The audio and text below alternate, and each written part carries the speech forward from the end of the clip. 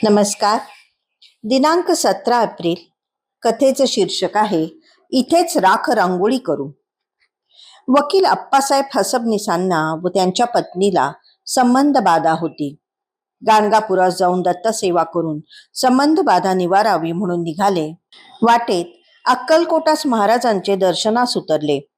दर्शन घेताना गाणगापुरास जात असल्याचा उल्लेख करता महाराज म्हणाले, जाऊ नये, इथेच राख रांगोळी करू. महाराजांची सेवा केल्याने हळूहळू बाधा नाहीशी झाली, पण पुन्हा वकिली सुरू करताच त्रास होऊ लागला. तेव्हा मात्र महाराजांनी वकिली बंद करावयास लावली. कोणी कोणता व्यवसाय करावा हा ज्याचा त्याचा प्रश्न आहे, पण प्रत्येक व्यवसायाची काही नीतिमूल्ये असतात. पैशासाठी त्यांचे उल्लंघन केल्यास द्रव्य प्राप्तीबरोबरच येणारे शिवाशाप मनःशांती ढळवणारी असू शकतात.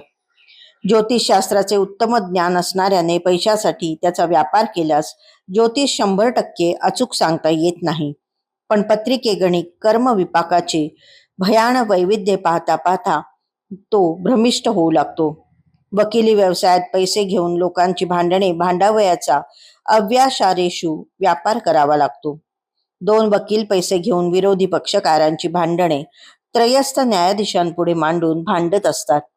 खऱ्याचे खोटे, खोट्याचे खरे करण्यासाठी कायद्याचा कीस काढला जातो. प्रत्येक खटल्यात कलह, दुश्वास, स्वार्थ दडलेले असतात.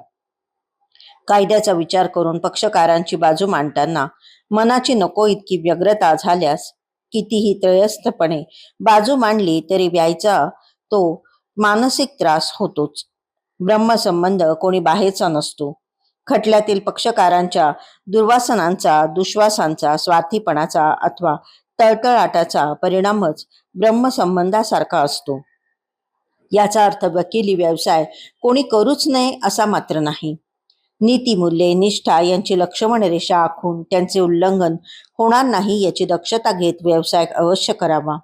पण पैशासाठी कुकर्मी गुन्हेगारांची बाजू लढवू नये, इतकाच याचा अर्थ. ती मर्यादा ओलांडल्यास या कथेतील आप्पासाहेबांसारखी अवस्था होण्यास वेळ लागणार नाही. एकदा का मनस्वास्थ्य बिघडले की मूळ पदावर येणे महाकर्म कठीण असते. आप्पासाहेबांना वकिली सोडावी लागली. गुरुसेवेत 6 वर्ष घालवावी लागली. या अनुभवानंतरही बरे झाल्यावर पुन्हा वकिली व्यवसाय सुरू करताच पुन्हा त्रास उद्भवला. तेव्हा मात्र मध्यस्थपणा कशास करता असे महाराजांनी स्पष्टच विचारले. वकिलीतून मिळालेला शापित पैसा दानधर्मात किंवा गुरुकाजी वेचून त्यांनी उर्वरित जीवन शांततेत व समाधानात घालवले. ब्रह्मसंबंधाच्या बाधेने त्रस्त झालेल्या आप्पासाहेबांचे मन रूढीप्रिय देवसंकल्पनेने भारलेले होते.